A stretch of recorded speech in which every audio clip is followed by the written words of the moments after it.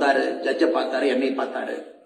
அவர் சொன்னாரு, இது வரைக்கும் 8 பேர்த்து மேல டிஃபமேஷன் கேஸ் போட்டிருக்கேன், 6 பேர்த்துக்கிட்ட அப்பாலஜி வாங்கியிருக்கேன், ஒரு ஒரு ஒரு மேகசின், ஒரு தனியார் பத்திரிகை 25 லட்சம் ரூபாய் நஷ்டீடு வாங்கியிருக்கேன். இது 8வது நாள். ஸோ டே 1 வாஸ் லைக், இது வரைக்கும் நான் போட்ட எந்த டிஃபமேஷன் கேஸும் நான் தோத்ததில்லை அப்படி. எனக்கு 82 வயசு ஆகுது. நான் ஒரு அரசியல் கட்சியில் 50 வருஷமா இருக்கேன். நான் அந்த அரசியல் கட்சியினுடைய பொருளாளராக 35-40 வருஷம் இருக்கேன். அப்படிதான் அவர் பேசினது.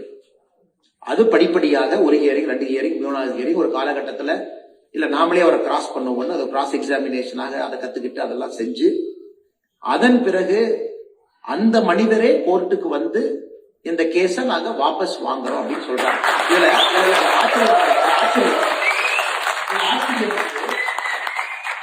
ஒரு 4 பேர் பத்திரிகையில் எழுதுறான். அப்ப அவரு வாபஸ் வாங்குறோம்னா இவங்க 2 பேரும் காம்ப்ரமைஸ் ஆயிட்டாங்களா? அப்ப அண்ணாமலை காம்ப்ரமைஸ் அகைன்ஸ்ட் கரப்ஷன். அப்பதான் நான் நினைச்சேன், முதல்ல சில பேர்த்துக்கு, ஒரு பத்திரிகை நண்பர்களுக்கு பேசிக் அறிவை நம்ம கொடுக்கணும். யாரோ ஒருத்தர் என் மேல கேஸ் ஃபைல் பண்றாங்க, I am the accused, somebody files a case on me. Case file பண்ணவங்க அதை வாபஸ் வாங்குறாங்க. அப்ப what have got to do with case file பண்ணவங்களுக்கும் எனக்கு என்ன சம்பந்தம்? கேஸ் ஃபைல் பண்ணவங்க எப்பனாலும் வாபஸ் வாங்கலாம், எனக்கு அதுக்கும் எந்த சம்பந்தம் இல்லை.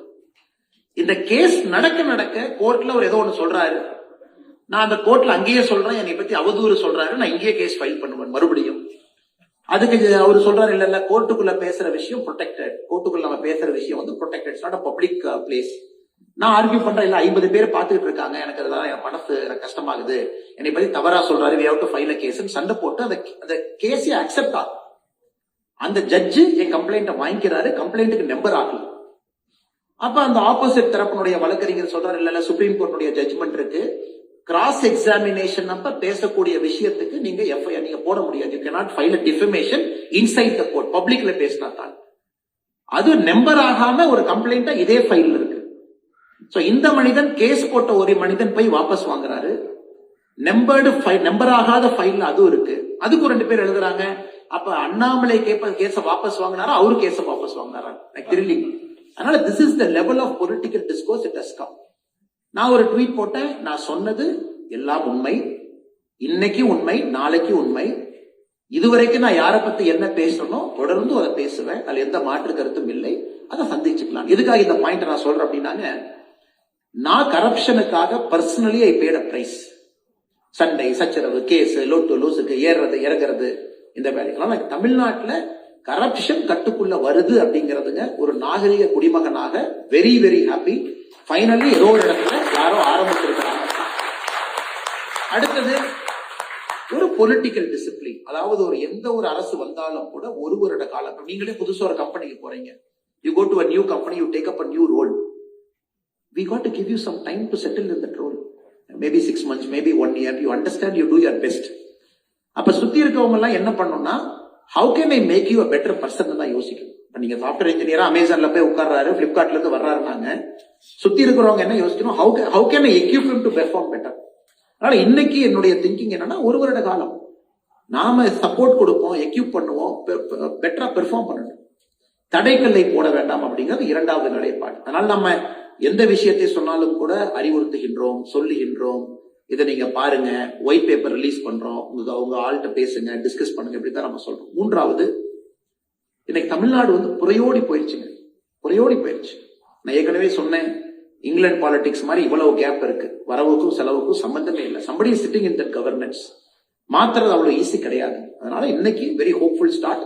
let us wait, let us be patient. 1 year is the minimum time a political party or a government needs new government. அதுல பாதி பேர் வந்தக்கூடிய அமைச்சர்கள்லாம் அவங்க இதுவரை கவுன்சிலரா கூட இருந்தது, இன்னைக்கு அமைச்சர்களா இருக்காங்க. பாவம், அவங்களுக்கு அந்த ஸ்பேஸ் கொடுக்காம எப்படி அவங்க பெர்ஃபார்ம் பண்ணுவாங்க? and somebody is a minister, you got to give him space. டே 1 பண்ண எப்படி அவங்க பண்ணுவாங்க? அவங்களுக்கு ஃபைல் நோட்டிங் என்ன, லெஃப்ட் என்ன, ரைட் என்ன, இன்கமிங் என்ன, அவுட் கோயிங் என்ன, செக்ரட்டரி லெவல் மீட்டிங் என்ன செய்யணும்னு அவங்களுக்கு தெரியறக்கே 6 மாசம் ஆகும். அதனால இன்னைக்கு அந்த நேரம் நாம் எல்லோரும் கொடுக்கணும். டிவிகே கவர்மெண்ட் தமிழ்நாட்டுக்கு நல்லது பண்றாங்கன்னா முதல் ஆளா நம்ம எப்பவுமே வரவேற்க போறோம். கரப்ஷனை யாரு கட்டுப்படுத்துறாங்களோ நம்ம வரவேற்க போறோம். ஆனா நீங்க கேட்ட கேள்விக்கு தான் என்னுடைய நிலைப்பாடு. அதனாலதான் நிறைய பேர் கேட்கறாங்க, ஆனா டெய்லி பிரஸ் பாருங்க. டெய்லி பிரஸ் பார்த்து என்ன மேடம் பண்றது? இன்னைக்கு பிரஸ் பார்த்து என்ன கேட்கலாம், உங்க வீட்டு நல்லா இருக்காங்களான்னு கேட்கலாம். ஜேர்னலிஸ்ட் உங்களை பார்த்து ஆனா உங்க வீட்டு நல்லா இருக்காங்களான்னு கேட்கலாம். இது ரெண்டை தவிர நீங்க என்ன கேட்க முடியும்? நான் ஏற்கனவே சொல்லிட்டேன், அரசுக்கு நேரம் கொடுக்கணும். என்ன நீங்க பேசுறீங்க? அவங்களுக்கு உங்கள்ட்ட கேட்க நிறைய இருக்கும்னா, ஏன்னா திரும்ப இந்த சர்க்கஸ்குள்ள போகக்கூடாது அப்படிங்கறது அந்த நிலைப்பாடுகள். நீங்க விஜய் பத்தி என்ன நினைக்கிறீங்க? அண்ணா அதை ஒரு வருஷம் விடுங்க. இல்ல அவர் டெல்லி போயிட்டதை பத்தி என்ன நினைக்கிறீங்க? அப்பதான் போயிட்டு வந்தாரு, கொஞ்சம் விடுங்க. இந்த மினிஸ்டரை பத்தி சொன்னதை பத்தி கருத்து என்ன? திரும்ப இதுக்குள்ளேயே நீங்க மாட்டுக்குள்ள எப்படி ஒரு புதிய அரசியல் நீங்க செய்ய போறீங்க? How will you do a new politics?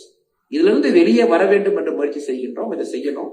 அதனால கண்டிப்பா அதை நோக்கி செய்வோம். 2 கால் 4 கால் நிற்போம். நிறைய தலைவர்களை உருவாக்குவோம். அதனால நம்பிக்கையோடு வந்திருக்கக்கூடிய எல்லா பெரியவர்களுக்கும் ஒரு பெரிய நன்றியை இந்த நேரத்தில் தெரிவிச்சுக்கிட்டு, ஒரு பெரிய லாங் வீக்கெண்ட்